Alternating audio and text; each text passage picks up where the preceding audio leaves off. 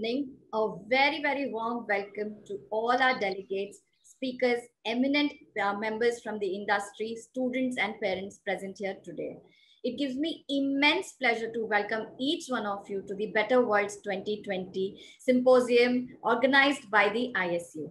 It gives me even more pleasure to introduce you to our keynote speaker, Dr. Indu Shahani. Dr. Shani is the president and chairperson of ISU, Innovative Schools Union. Formerly Sheriff of Mumbai, Dr. Shani served as the principal of HR College of Commerce and Economics in Mumbai for over 2 decades. It is under her able leadership that we have gained so much and we have learned so much, and the institutions are really, really progressing under her leadership and tutelage. She is acknowledged worldwide in the field of academics for a significant contribution towards the higher education and value-based leadership in the education system. May I now call upon Dr. Indu Shahani to deliver the keynote address. A very, very warm welcome to you, ma'am. Thank you so much, Meena. And I'm absolutely delighted to be here this evening. And I must say, first of all, a very warm welcome to my dear friend, Mr. Pradyumna Vyas, and also to Geeta. A warm welcome to both of you, my speakers, and of course to my distinguished faculty, Anando, Meena, Minal, Amit. Warm welcome, Ritika. I can see Deepak and all of you, a warm welcome to you this evening. We really need to make it a warm welcome because it is getting a bit chilly since a couple of days. If you are in Delhi, of course, you'll be freezing. So, and I'm so happy, I'm delighted to welcome all of you on behalf of the Innovative Schools Union to the Better World Symposium, a truly landmark initiative which will chronicle the role of design plays in heralding Society 5.0. Happy to welcome all the distinguished speakers throughout the evening. We have very, very good speakers. Also delighted to welcome my own faculty, delighted to welcome all the young students who are a new wave of designers formally being educated in human-centric design to herald the new possible with a sense of purpose and foresight. We are all firm believers that good design is good business and must drive societal impact. As I sit on many of the boards, leading companies like Diageo, Colgate, Bajaj Electricals, Eureka Forbes, I see how much and how important the role of design is becoming. So we are all firm believers that good design is good business and that it will have its social impact. But Better Worlds is our humble endeavor. And thanks to our leaders here, to Anando, Meena for leading this. And this is a humble endeavor to bring society, business, and design education closer to drive impact for future generations. We sincerely hope, and I'm really looking forward to this, we sincerely hope that the symposium will lead to a broad agreement on some of the key trends that I have just noted, and I'm going to tell you about them. The first one, of course, is that design has matured and it's ready for the next phase. 7 years back when we started our School of Design, I think every minute since then, we are learning and we are seeing how design is maturing. Design, the second one is design is about value creation and value capturing. And the third one, in a world of emerging technologies, design values and standards are more important than ever. Design, of course, as we know, transforms a value proposition into a real business value. Designers finally will thrive in the non-traditional design environments, from governments to everyday business. And I do hope that we will have some more discussion and on these points and a lot more. So today, It is indeed my proud privilege that today in the design education, we are creating and taking a bold step through Better World Symposium and forming a new community to celebrate design's heritage, its future, and acknowledge purpose-driven design leadership. I take this opportunity to welcome all our young speakers and all, of course, my young participants who are about to start an engaging, listening to an engaging symposium where, let's hope, design will truly work its magic. All the best to you and look forward to the entire symposium. Thank you very much, ma'am. Thank you for those encouraging words. I would now like to invite our Dean for Academics, Anando Datta, to introduce the Better Worlds Symposium to everybody present here. A very, very warm welcome to you, Anando. Thank you, Meena. Good evening from ISDI. Good evening from Mumbai. Great to have all of you with us today. Thanks, Dr. Shani, for lending energy to these very dangerous experiments we undertake all the time. This one is one more in that long line. So why the symposium and what is the point of the symposium? There was this, what is the point is kind of a quote from a life skills teacher of mine, a 12-year-old who said this to me at the beginning of one of my projects. He said, what is the point? What are you doing? And that's kind of been an addict for me forever and ever since. So let's examine where we are now. With environment, with energy, food, healthcare, our economy, livelihoods, let's examine ourselves as people. We're changing as people. And so therefore, what are the questions we are posing to all the questions that are being asked of us by the world today? I think Better Worlds is an attempt to understand the relevance of today's design professional as a career. To understand also the professional's journey and a career that is likely to span the next 50 years. So what is that career going to turn out to be? And to understand some of those contexts, we are here to sort of brainstorm almost and iterate. This symposium is that space for conversations on design, on designers, and their vision of what's to come. We'll talk about in these forthcoming sessions, the first one, of course, ensuing shortly after this, where we'll talk about, the first one will be about industry and us trying to understand human agency and our drive as human beings to become more creative, to become more value-driven, like Dr. Shani put it, to create opportunities, to create solutions that will probably change the world or look at the world in a very different way. In our second session, we are hoping to cover the subject of a very grave, important subject of inclusivity. And what it means to working with people, what it means to working for people, and how do we then therefore begin to become sort of, in a way, partners to generating value. And this symposium will largely be about this value creation process.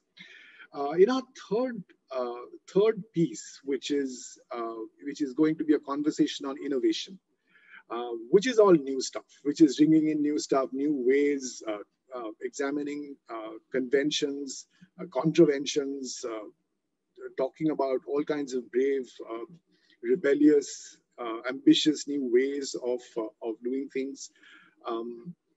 And finally, we have session 4, which is going to be the tete-a-tete on imagination, of dreaming big, of being ambitious in thinking about how Imagineering for learning is going to take place, of how to design as in the times to come. So in our first session, let's come back to our first session, which is which is to start about now, is how does the business of design evolve, and how is it evolving now, and how is the practice altering itself and changing itself all the time, and how is it negotiating with the different opportunities that exist and the new opportunities that are sort of looking at us, and the magnitude of those opportunities that are opening up for design professionals today. I would now like to invite my colleagues, Professor Ritika Karnani and Deepak Singh, to moderate the session with our speakers, Pradyumna Vyas and Geeta Sathar. Welcome to the symposium, Better Worlds. Thank you. Thank you, Anando. Thank you so much for the sneak peek into the sessions today. And I'm sure everyone is eagerly waiting to hear all the speakers. So just quickly starting with that, Deepak, in your opinion, what is a better world? Well, actually, better world doesn't come automatically. We don't know when it has arrived. It's the industry which tells us through its services and products that, okay, now use this, you are in a new world. And that requires huge amount of investment across the globe. And a lot of courage goes behind it. And that courage comes from the foresight we now call as design thinking. That ability to foresee in the future and prompt the industrialists and investors to, pump in huge amounts of capital to make the new world happen. And there are some very prominent examples of this foresight. For example, Mr. Bill Gates, when he almost like a prophet predicted that we will not be ready for the next pandemic. And we have another person with such a great foresight with us here today, Professor Pradyumna Vyas, who foresaw the events of 2021 when he started working on the solar powered vaccine cooler 10 years ago, because design thinking gives you that foresight that these kind of events can happen, will happen, and we have to be ready. And we have people like Professor Pradyumna to thank for that we are ready to inoculate the entire global population next year. So without any further delay, I think Professor Vyas's insights are more important than mine. So I will be ceding the floor to him. Thank you, Deepak, for your kind words. Dr. Shahani, it's always pleasure to hear you and your passion for design and your passion for nurturing the young generation, for taking it forward. And I think out of that passion, this Design for Better World theme symposium is coming. So thank you, and thank you for inviting me to speak on that. It's a very apt topic to discuss, especially in the space of education, because COVID-19 has caught us off guard completely. And we not realize that what are the consequences, how to deal with an education sector. Even the jobs and other things have impacted so much that entire world's population was some kind of put in lockdown situation, and didn't realize that where we as the human beings having so much of confidence to control and conquer the world with understanding of technology that we can do, means almost the human species was controlling each and everyone, all kinds of life, flora, fauna, and manipulating genetically, and all those things were happening. And finally, a microorganism which you can't see with your naked eye has put entire humanity inside the house. And I think it is not small. It was started in March, and we are still under the lockdown situation, and it may go up to February or March or so. But the fact of the matter is the life has to go on. And the biggest part of design, I feel, is to give hope and see that what happens post-COVID, what is the better world post-COVID, what is the scenario. And it is true that it is not going to be the same what it was before March. The entire processes, systems are going to be modified for the business, for the dealing, for the communication, all those things. When we are entering into ambiguous future, and they always say that the design education is something which can deal with ambiguity. And that's why when Deepak and Anando were talking about that, the design thinking is really coming into picture where there are wicked problems like what we are in, We don't know where we are heading, but at least we can attempt. There is a process by which you can take it forward. And that's why I always feel that any kind of crisis give opportunity, and the opportunity for the designers, the future designers, I see immense. And I see that this the whole developmental processes which were happening before pandemic, there was a huge concentration of industrial growth in the urban India. And when this situation has come, the human tragedy was migration. And that migration pictures have shaken all of us. And I think that we need to find a solution that such kind of human tragedies don't happen in future. And I'm going to share a small presentation with you to talk about that. As I'm talking about that, being in India, I feel for the creative people, it's almost kind of, it's lucky to be born in India, and especially the generation which is there studying. There is such a bright future, and there's a reason for that, because the time has come where the design leadership position, the design outsource position is there in our country. So why India, and why design, and why that kind of positivity which we are talking about? Because India is culturally very vibrant, geographically very diverse, economically layered, and strategically global. It's amazing diversity. If you go to Europe and you just in any country like Germany or so, talk to 25 people, you can tell what kind of food they are eating, what kind of climatic conditions are there, what kind of houses they need to design. But you go, somebody asks you, what is the climate in India? What will you tell? What kind of climate is there? Weather is there in India? You go up north, minus 40 degrees, you go in south, plus 40 degrees. So this kind of variation which we are living, what kind of food you eat, you know that what kind of food we eat. So that kind of diversity is basically the spark for the creative people. And those are the triggerers which you bring it into the institutes like ISDI, and then you allow people to explore and experiment. A lot of future aspects come in terms of product, service, and systems. Next slide, please. As I mentioned earlier, one is a diverse country. Also, it is the civilization is, I have written 5,000, but it could be 7,000. You see that any written matter is not there, but yes, it's a very old civilization, and there's a lot of tacit knowledge exists in there.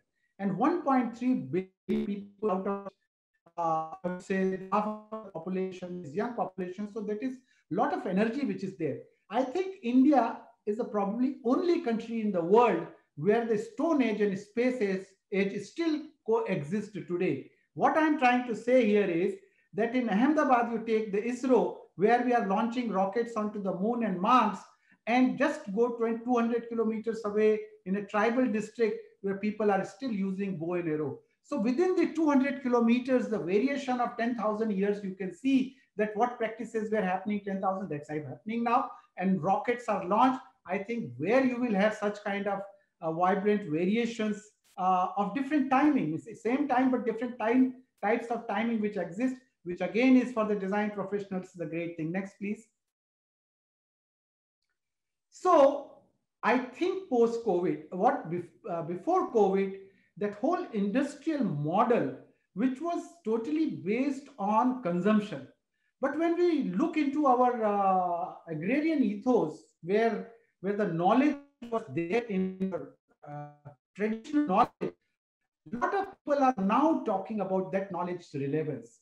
So if you talk about sustainable thinking, the products which have been created by the craftspeople, by the people of that time, are obviously utilitarian, but they will go generation after generation. That the purity in the form and purpose, I think, was very, very strong, which people are talking in Society 5.0. So the point here I'm trying to make here is build the future of the wisdom of the past. And there is so much of wisdom is there in your tradition and culture, which will really help you to deal with the crisis which we are going through in the future. Next, please.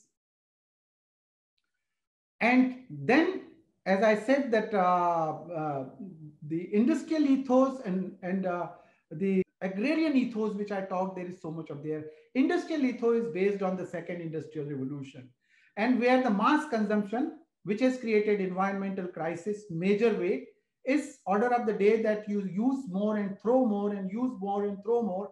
There is no what you call pureness in a complete approach to the design, and which is shifting now. Next, please.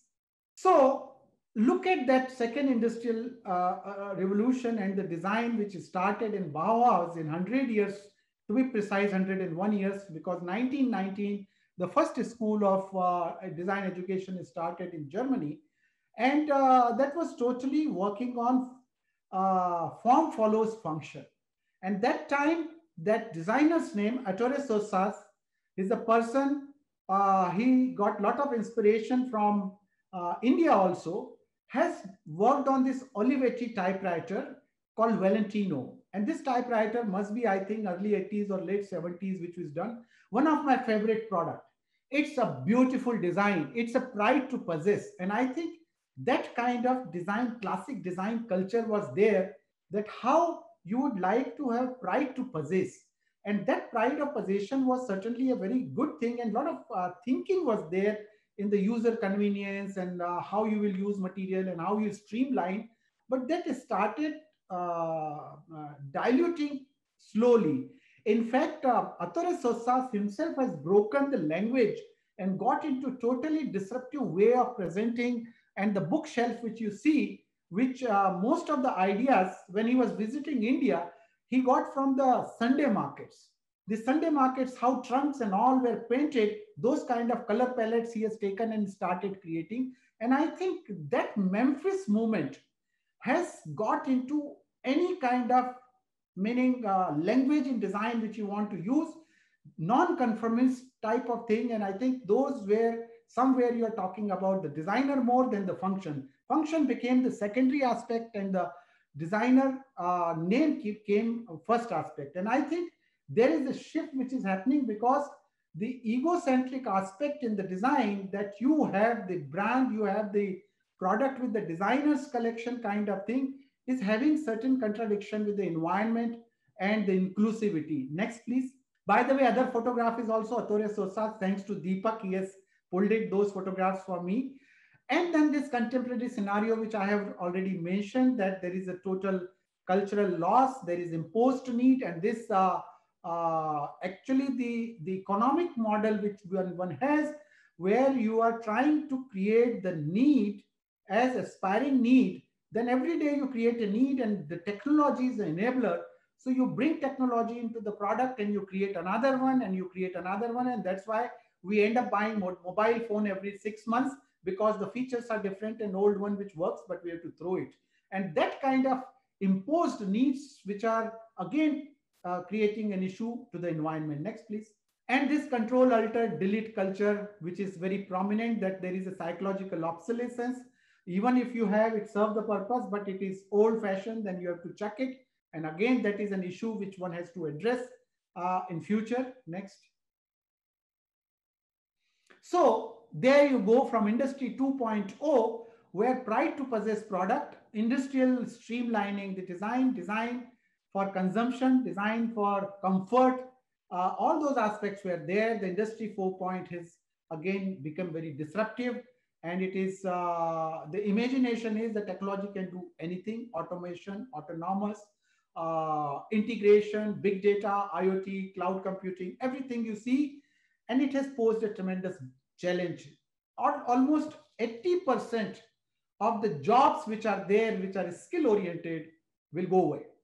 And now there, that again, the designer's role become very important, that if you are getting into engineering or if you are getting into medicine, there is a possibility the radiologist's job will not be required in future, because machine computing will do and analyze the issues and then tell that what problem you have. So this is the scenario where Industry 4.0 is happening, where entire thing is shifting on automation and Internet of Things. But Industry 4.0 has also saved us in the COVID time, which is Internet of Things. Next, please. So all these things which I talked about, which has led to sustainable development goals. There are 17 goals. If you have to save the planet, then you have to really go into that. And here, when we are talking about uh, the future of design or future of business and design for better world, these are the 17 goals which have been worked out. People talk about, people say that, oh, we have to take care of our planet. If we will not take care of planet, planet will get destroyed. Planet will not get destroyed. Planet was there earlier, planet will be there afterwards, but you will not be there. So I think it is not threat to the planet, it is threat to you. And I think you have to change the behavior. And again, design will come into picture to change the behavior, to see that you protect your existence rather than trying to protect the planet, because planet will survive. And this thinking, you have to take it forward. Next, please. So design as a toolkit for this WDO, World Design Organization, has identified that design opportunity has to look into sustainable cities and communities, good healthcare. So healthcare is going to be a big thing. Quality education, the clean energy. The energy is going to be a big area in future.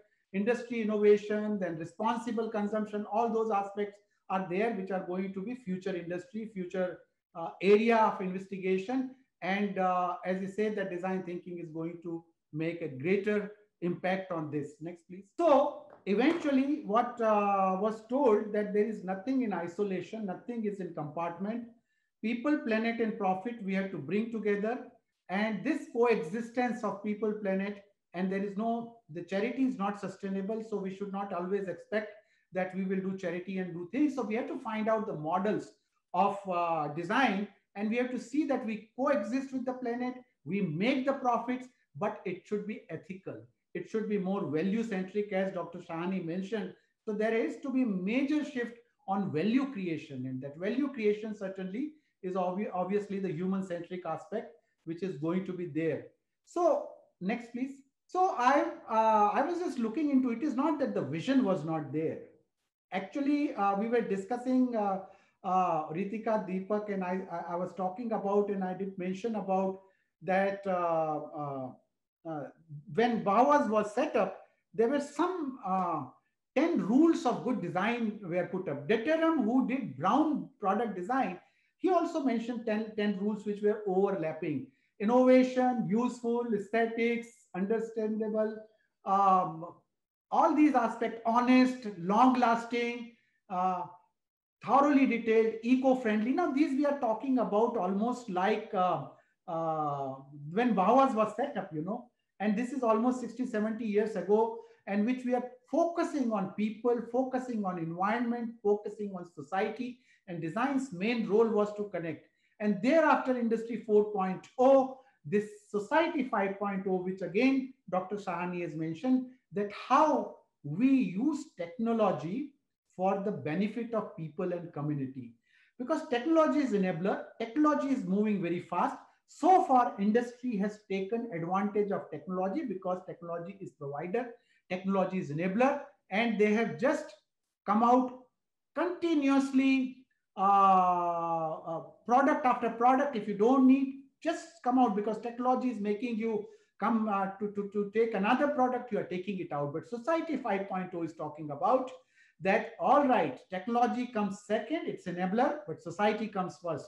And this entire better world which we are talking about in this conference is that how Society 5.0 focus on people, focus on quality of life, focus on inclusivity, focus on coexistence, co-creation, all those things, and use the technology.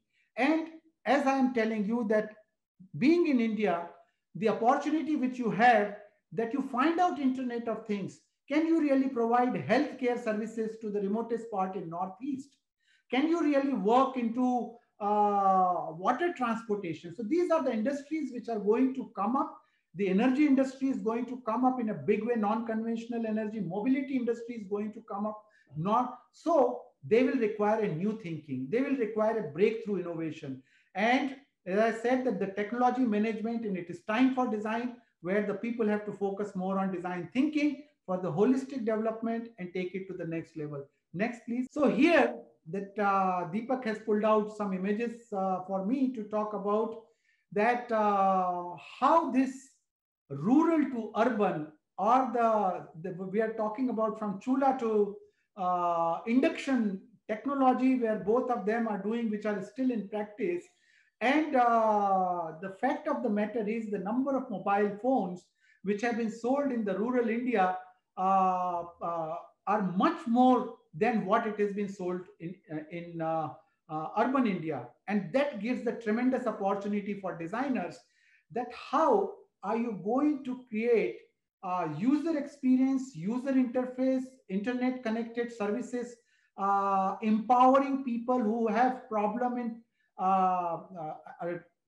mobility issues, from coming from hilly region to the marketplace.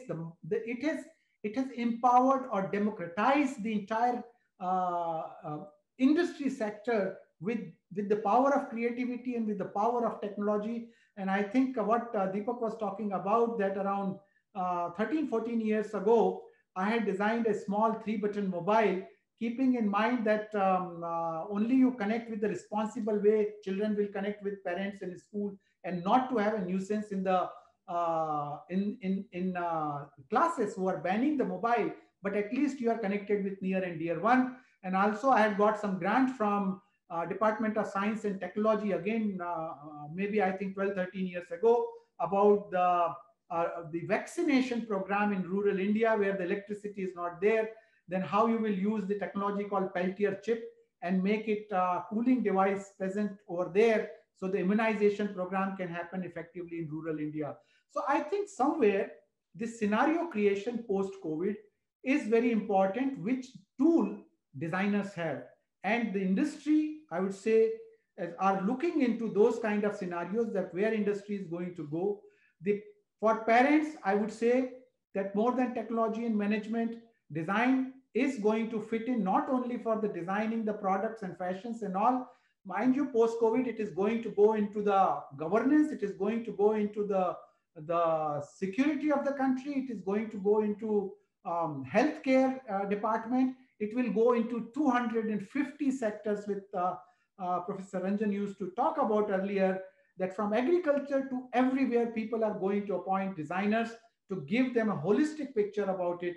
So that is the way I think this profession is going to move. And for better world, you cannot ignore design, because the aspect of design, which I feel is basically dealing with human and environment. I think this humbleness, and which cannot be provided by artificial intelligence, humility, this empathy with people, I think those are the areas are going to be more prominent in future. And as I said, artificial intelligence is going to crack lots of manufacturing processes.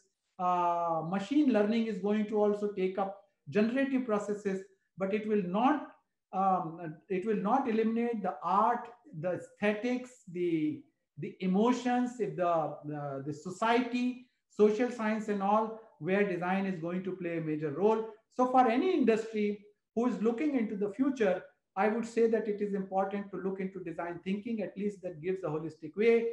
And the parents who should encourage their children for design education, and not look only for the grades and marks, which becomes a very thing that we are just chasing, but empower their children to think original, and dare to fail and experiment and do things which allows the design thing. And obviously students who feel that they can deal with ambiguity, they want to experiment, I think that's the way you can create the better future. Thank you very much. And Mr. Adam has posted a question, and we'll come back to it right after Geeta. Over to you, Ritika, please.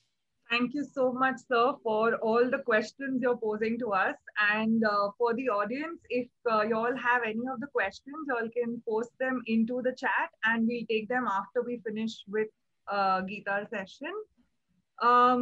I'm sure we've all seen an overview of how the role of designers have changed over time, right?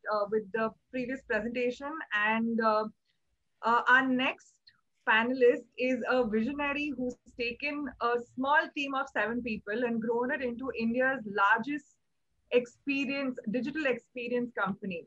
She's worked with banking, she's worked in fashion, she's worked in data management, you can name it, and she's worked in that sector, right? And all of this she has done with the belief that the future is not yet to come, but the future has already begun for us. So without any further delay, I would like to invite Geeta Sitar to share her vision with us. Thank you, Ritika.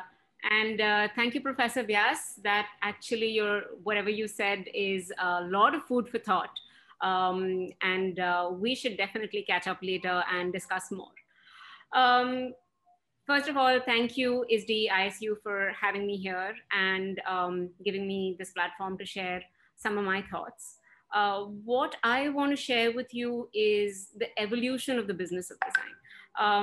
So when Ritika introduced me, she mentioned that I'm part of Fractal Inc., but I head business over there. I do have a design background, but the last 15 years has been dedicated to growing the company, understanding clients, understanding consumers, and fashioning Fractal Inc. into a team that is future ready. And I want to cover some aspects of how the design of business has changed, how consumers have changed, and therefore how designers have to change. I'm going to share my screen now. I hope this is visible. So like I said earlier, I'm going to cover 3 big buckets of stakeholders, so to speak. One is the client, which enables us all to get our bread and butter and sometimes a little bit of caviar. Then there is the consumer, that is all important. That's who we design for, that's who we study constantly. Then there is technology, which is an enabler, which design now cannot really ignore. And then as a designer, I think we're all egotistical enough to put us in the center of these 3 buckets and say that we're the ones who connect these 3 stakeholders, these 3 buckets. And I want to spend a couple of minutes on how design was 20, 15 years ago, maybe even 10 years ago. It was very tactical. All of us designers, we've studied processes, we've studied how we should actually look at the consumer and break them down and all of that. But 10 years ago, I don't think our clients or the industry had gave us a luxury of time and money to actually indulge in that process. So we had to call upon a lot of intuition, a lot of previous experience, and design as you will. 15 years ago, I remember when there was a potential client who wanted to speak to us, we'd go over there, there'd be 2-3 people in the meeting who'd just talk about what their requirements were. A written brief was unheard of. And we'd go away and we would, intuitively break down the process. But finally, what we presented to the client was finished screens, designs. And there'd be 2 options or 3 options. And based on the client's individual preference, they'd give us comments and we'd iterate, and that was done. Which is a far cry from how design actually happens today. And I will go into a little bit of detail on that.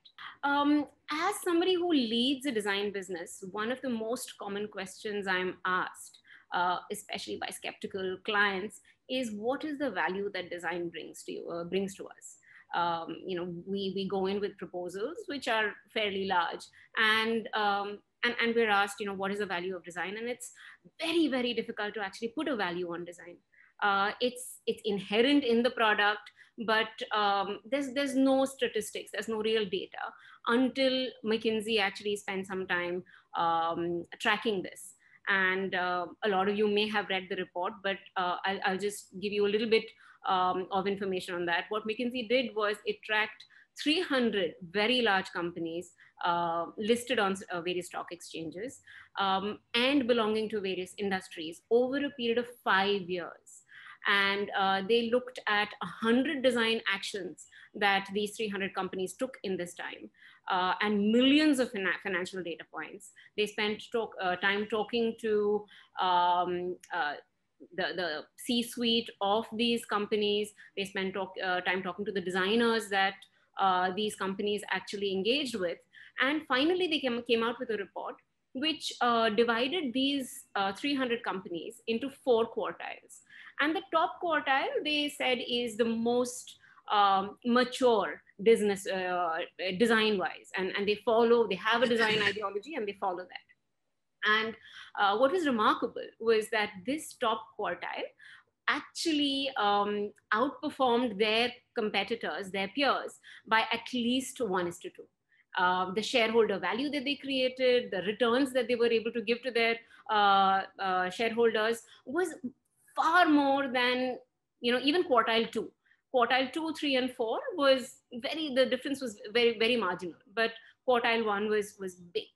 And a lot of industry, a lot of businesses that we now come across, I think they're aspiring to belong to the first quartile. And there are 4 things which kind of sets them apart. A mature design business sets them apart. One is when you drive and measure design performance in the same way that you measure revenues and costs. I mean, revenues and costs are tracked by everybody, and that's been happening since since businesses started. But now businesses are starting to track design performance. And I'll give you an example from maybe 10 years ago, when still design was definitely not a mature business. But one of the life insurance companies of India asked us to design not just their website, but also their logged in section. So for that time, it was a huge engagement, and it was a design engagement where the C-suite was involved, and we did spend a lot of time trying to actually fit in as much of the design thinking process as we could at that time. Before we redesigned these assets, their online sales was about 0.8% of their total revenue. And about a year after we finished this redesign, it was a little over 2%. Now it's marginal, it's not that great, but it was tracked. And I'm talking about 10 years ago. And yes, it did prove to us even 10 years ago that good design does make a difference in revenues. The second is believe and drive customer experience around an omni-channel ecosystem. Now, omni-channel ecosystems, I think, is a terminology that is much bandied about. Everybody talks about it. But again, what we are seeing is that businesses are thinking omni-channel. They are thinking in-store, they are thinking on web, they are thinking salespeople, they're thinking apps, and how all of these actually work together to create an ecosystem, because that is when a customer feels seen, when a customer feels as if this brand actually cares about me. Retail does it beautifully already. One of the biggest omni-channel experiences, the celebrated omni-channel experience, is Disneyland, where you have one bracelet which actually does everything for you in the park, in the hotels, and everything. And that, if you read a little bit about omni-channel ecosystems, you see that it really does give a lot of value to the customers. The third one is actually one of my favorites, which is make user-centric design and design thinking everyone's responsibility. And over here, when I say everyone's responsibility, I'm not talking about C-suite and middle management, but even lower down. And this is, I know it's difficult to do for large companies, but again, I have an example over here of a bank in India that actually did it. It's one of the larger banks, which is known for its digital savviness. And a few years ago, what it did was it ran this program where anybody from any department could actually every quarter suggest ways in which existing product could be enhanced, a new product could be made which engage the customer more, or tweak an existing product. It could be anything. And there was a committee which actually looked at all of these proposals, and every quarter picked 5 or 6 such proposals to go into prototype. And we'd work with them very closely to do a very rapid round of prototyping, which we then present to management, and the management would pick one or two of those to actually take to production. Now, what this actually did was, down the hierarchy of the bank, it made everybody own the design. They were vigilant about it, they were involved about it, they were invested in it. And that really does make a difference. And yes, in that bank, design still is important, and it's still considered as a leading light amongst Indian banks. And the last is willing to and eager to commit to continuous testing, listening, iterating, improving. This is the agile methodology of working. And if you do the first three, I think the fourth is something that comes naturally to an organization. They realize that even designers can't get it first time right. And this is actually to address that. In the old way of working, you would design an entire thing, you would develop the entire thing and have a big launch. And if the product failed, it was disaster. But now we take it in small bite-sized steps where you go with an MVP one, you release it, you see what your customers have to say, you tweak, you improvise. And this is the way you're pretty sure of where you're going throughout the journey. Let's talk a little bit about today's client. Once upon a time, like I said, it went by individual choices, and a client's digital products were a product of what their likes were. And sometimes when we wanted to be rude, it would be what their child liked, or whatever their spouse liked, or something like that. But today, we take a lot of design thinking workshops for industry. And it's almost, I think, mandatory for industry to hold these design thinking workshops. So our client today is more educated. The client is more eager to participate and co-create products. They actually take the time, they make the effort to be part of that entire process, so that so it's a true spirit of partnership. The client today understands that a design house is not working in isolation, cannot work in isolation.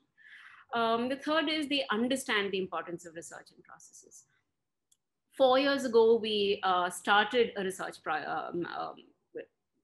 division at Fractalink. And initially it was a hard sell, trying to tell our clients to, why don't we do a research exercise before we actually go into design? And they were like, we know our customers, we know our business. How is 1 hour of talking to our customers going to give you any insights? Because obviously it meant time and it meant money. But today we at least have a couple of research projects going on at any given time. Even if we say sometimes that, we don't think research is needed for this particular project, the customer says, nahi, kar lete hain. Let's just do it. Let's just be sure. So it's very, it makes you happy that the customer is becoming so evolved. And the last is the design has the ear and the time and the eyes of the top management. We have a seat at the table. Whenever we start a project, we spend a couple of weeks in discovery. And discovery means speaking to the C-suite, holding workshops, doing brainstorming sessions. And they turn up. They turn up for 4 hours at a time. Sometimes they turn up for a day at a time. They block their calendars. Sometimes we say, okay, let's just do it somewhere else. Not possible during COVID times, but we've actually hired conference rooms, and we've said, leave your phones outside and let's just concentrate on this for 4 hours, and they do it. And of course, the flip side is that the client is very educated, and that can pose a challenge sometimes, because knowledge has become very democratic and everybody has access to it. Given that they live, breathe their business, plus they have access to all of this knowledge and they're very interested and invested. Sometimes it can pose a challenge, but those are the kind of challenges that I think designers thrive on. And the last I'd actually want to talk about is the kind of engagements we have today.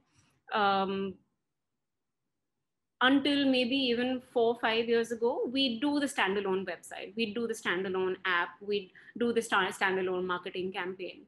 But those are not really sustainable. If you want to make a big difference to the way you interact with your consumers. I think industry has realized that they need to have a roadmap.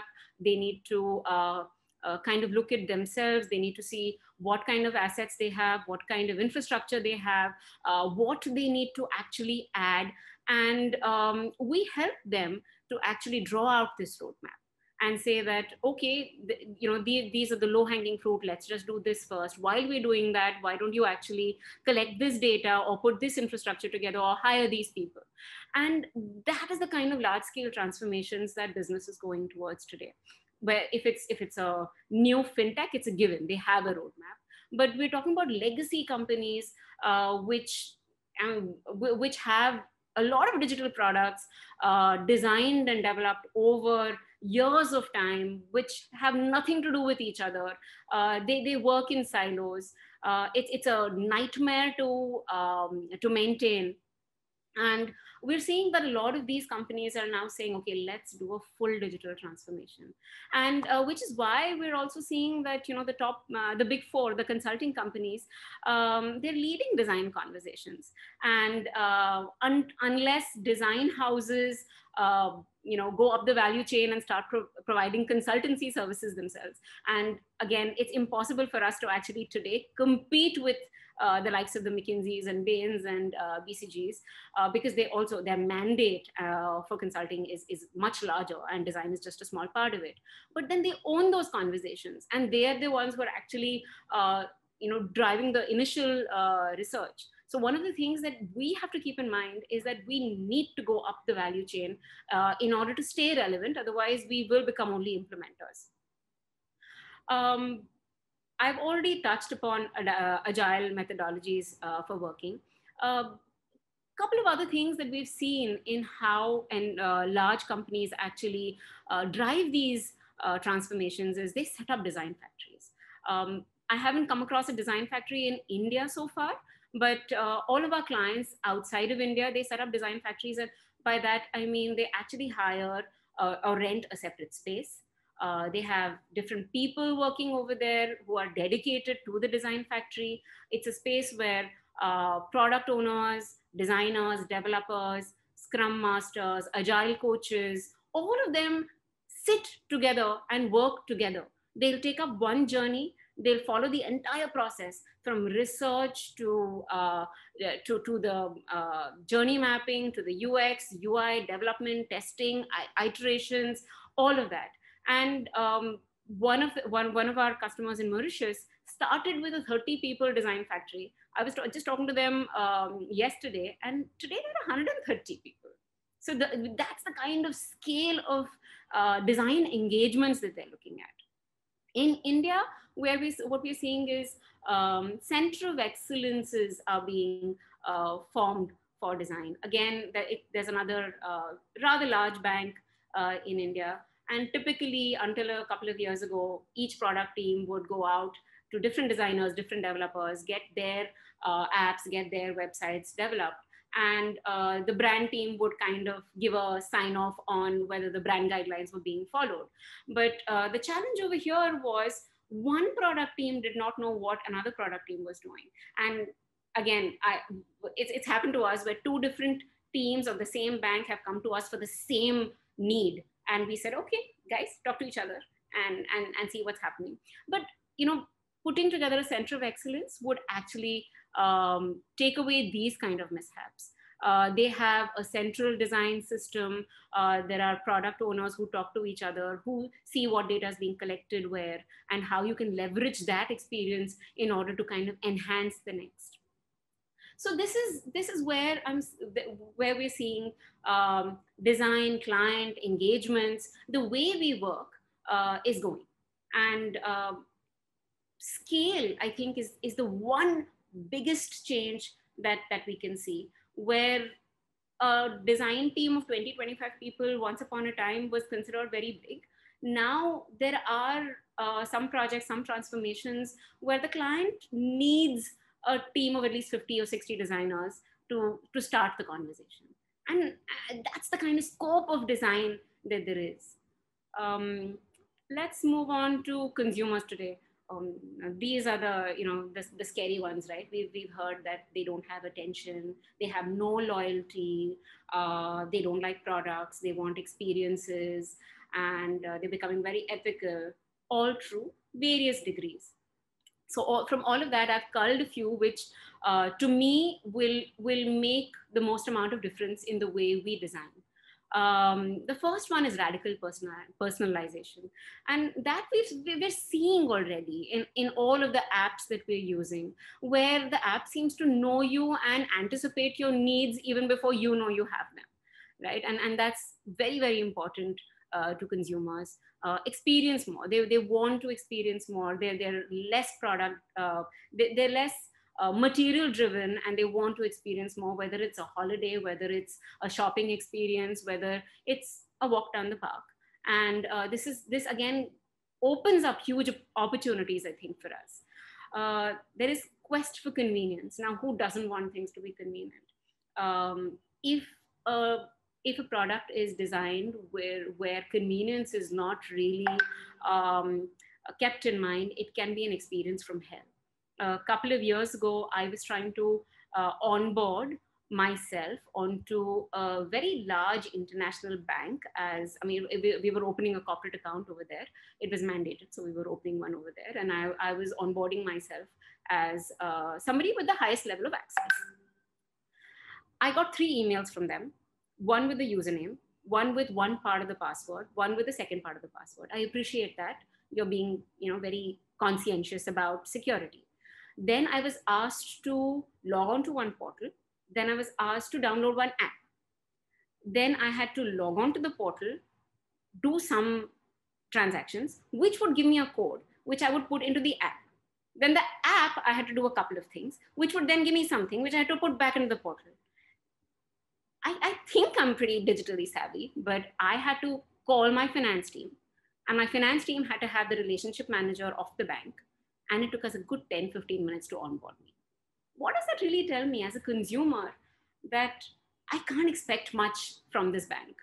And actually, I've never logged in over there. That onboarding was just the first thing and the last thing that I did over there. I will never actually go to that interface and try and figure things out for myself.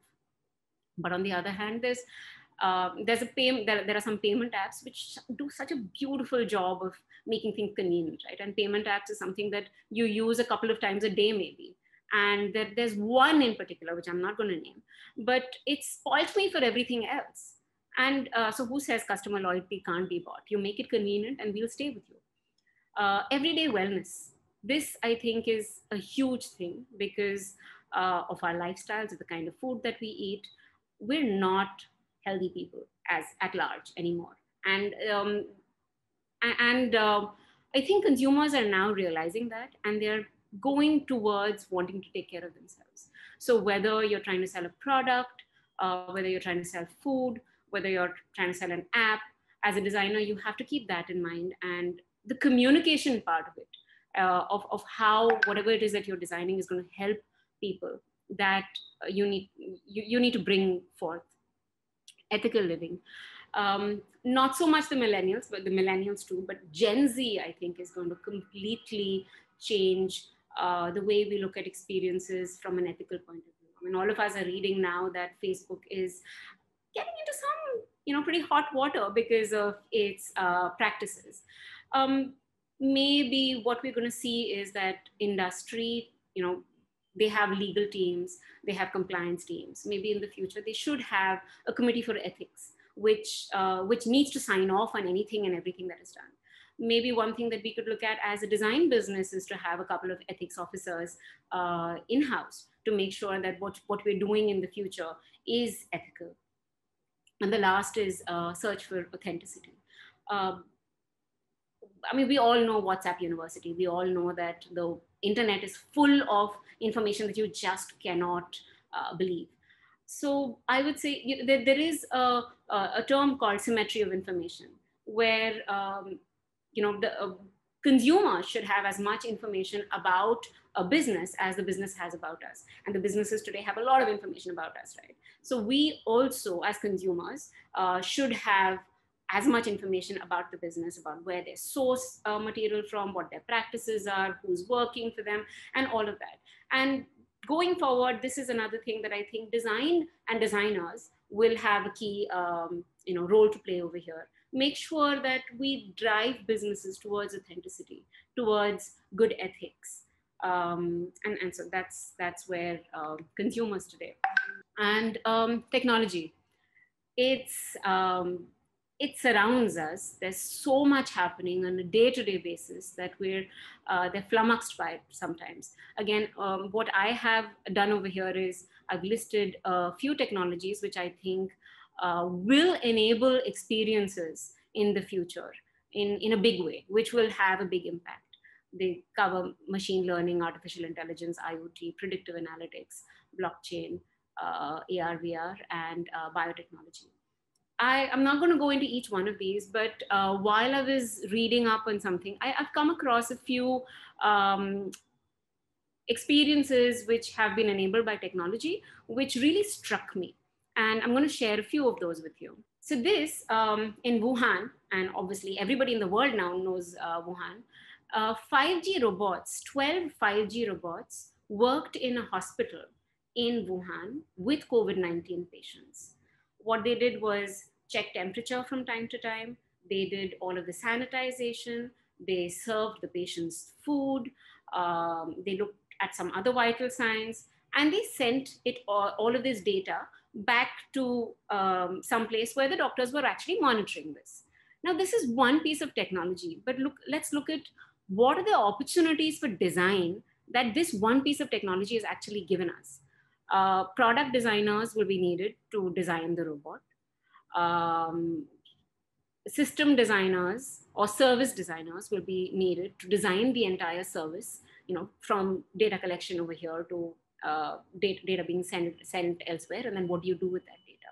There'll be UI designers who will be needed to design the interfaces of whatever input device the robot has and where the data is being seen. Data visualizers will be needed to actually make sense of that data, right? So there's one piece of technology, and there's a huge opportunities for so many kinds of design coming out of that one thing. This one is special because it's being driven by an Indian designer in Samsung, and Pranav Mistry, of course.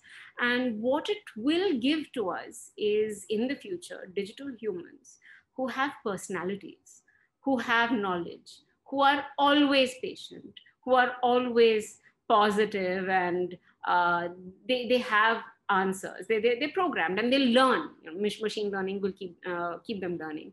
So they will act as sales agents. They will act as other kinds of jobs that humans don't really want to take. But again, look at how many different kinds of opportunities it creates for designers over here. Professor Vyas touched upon Industry 4.0. So, an open IoT platform has been created for Industry 4.0. It's just one sentence, but the possibilities are so immense. It's an open platform, which means anybody can actually utilize the resources over here, create programs, create products, and put it back into the system, making it richer. And it'll burgeon, it'll grow so large that the number of designers who are needed to actually utilize this platform in an intelligent way to deliver solutions, it will be tremendous. Again, over here, it's, designers, the role of designers, according to me, is changing. They're no longer visual designers. They're no longer only UX designers, but these designers have to understand data, they have to understand systems, they have to understand businesses, they have to understand consumers. It's asking for a lot, but that's where we're going, because you have all of this infrastructure, but how to utilize it, leverage it, and make it consumable is up to us. Then there was a small town in Germany which created a digital twin. This was actually done because some repairs, some redevelopment had to happen in that town. And it looks like a pretty small town, but, and they created it. Once it's done, of course, they're using it for the purpose that it was created, but it can be used for entertainment. It can be used for tourism. It can be used for so many different things. There's an asset. It's up to designers to and product engineers to figure out what to do with that technology, what to do with that asset. I loved this one because so far AR, VR, mixed reality, the kind of applications that we have seen are slightly gimmicky. Yes, we've been able to do a couple of things which actually fit into the actual consumer journey and add value. But I mean, let's face it, mostly it is gimmicky. But they found these guys over here have found an application with a VR headset where there are a number of small airfields which have next to no traffic, maybe one flight a day, one flight in 2 days. And it's impossible, it's not really feasible to have somebody manning that airport, you know, in the fancy ATS. So what they've done is a collective of these small airports, and there's 1 or 2 people who are manning and controlling it remotely with the help of VR headsets. Now that is really useful application for a technology. And I came across this bath mat, which tracks weight and posture, dependent on how you're standing and how the weight distribution is. Now, anybody who actually tracks their weight every day, I think they go a little cuckoo, because every 200, 300 grams here or there, and it you know, sets off alarm bells. But instead, this bath mat will record it every day, send it to an app, won't freak you out every day, but you can figure out what kind of alerts you want, what kind of reports you want, what kind of analysis you want. And that, I think, is great application for IoT. And I'm coming to the close of what I actually wanted to cover, where we've looked at how businesses are changing, we've looked at how consumers are changing and how technology is changing. And of course, as designers, how do we need to change in order to be able to address all of this, right? What we think is needed is a T-shaped hybrid designer. Now, by the T shape, I mean, you know, the vertical line is your design savviness, your knowledge of design processes, which has to be deep and it has to be good. But the horizontal line has to go across a lot of practices, a lot of functions, where you need to be empathetic, you need to have an analytical bent of mind, you need to be able to collaborate, and you have to have great communication skills. Unfortunately, it's not enough to be a great designer unless you can actually explain the process, explain the design, explain the benefits, the value of what it is that you are designing. You're not going to be successful. And you have to have the ability to learn, unlearn, and relearn. Why? I mean, I think it's evident because everything is changing so fast. Everything that you knew or you thought you knew has changed. So you need to be able to forget that, adapt, adopt new systems, and move forward in a ever wanting to learn more kind of way. And that's actually it. I'm actually done. Thank you so much, Geeta. That was a great snippet of what happens on ground and what we should be aspiring towards. We now move on to the Q&A session, and we're going to start with a question that was posted by Adam, who is our panelist in the evening again.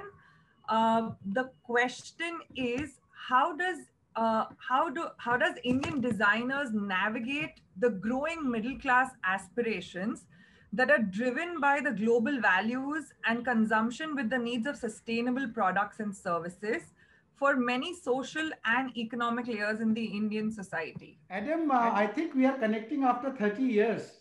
Am I correct? I think 30 years ago, Adam has visited NID, if I'm not wrong, and we interacted. So it's good to connect with him.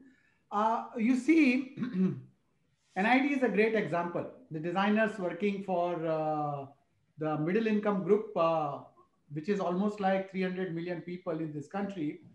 And the craft tradition, which is there in this country, I think the design fraternity from India has really worked with them to see that how we come out with contextual product on this traditional way, whether it is in handloom, whether it is in the wood carving to stone to wall. So the big segment of these products have been created by the designers. And the next session, I think that I'm a fan of Sonam, you know, the work which he is doing. So you are going to witness some of these work which Sonam has done and Neelam will be showing, where how designers are really working in a sustainable space where employment generation aspects are happening, regenerative materials, they are using natural fibers and other things, and also touching the global market, not only the middle class market, but also touching the global market. So I think the design model which has been adopted in India, the great number of people are documenting this linguistic crafts and building newer designs based on that. And Fab India is a big example to see that how that brand has been created, which is very value centric, inclusive, and working totally for the development of people who are working in that direction.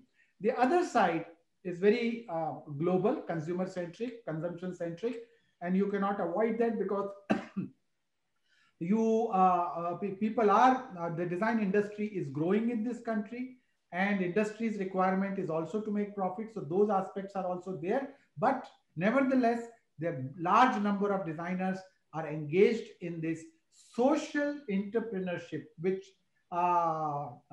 you are going to hear in the next presentation, and a lot of things will get clear. So this is what from my side. Thank you. Geeta, we'd like to hear Geeta, your opinion side as well. Oh, well, actually, I think Professor Vyas has covered this very amply, and he has a lot more insight into this. But sustainability is something that touches everybody, and more so in the world of physical products and craft, more than the digital world that we drive. So I think he's covered this really well. All right. We move to our next question, which is what would be the 3 new attributes that the industry expects our new graduates to have in the coming world, in the post-COVID world? So the 3 main attributes, I've actually covered a couple of them when I was talking about the designers of tomorrow, when I finished my presentation, but I'll reiterate a couple of things. One, I think, is collaboration, because the scale of the projects is such that you need collaboration. And also, I think remote working is here to stay, at least in a lot of the industry.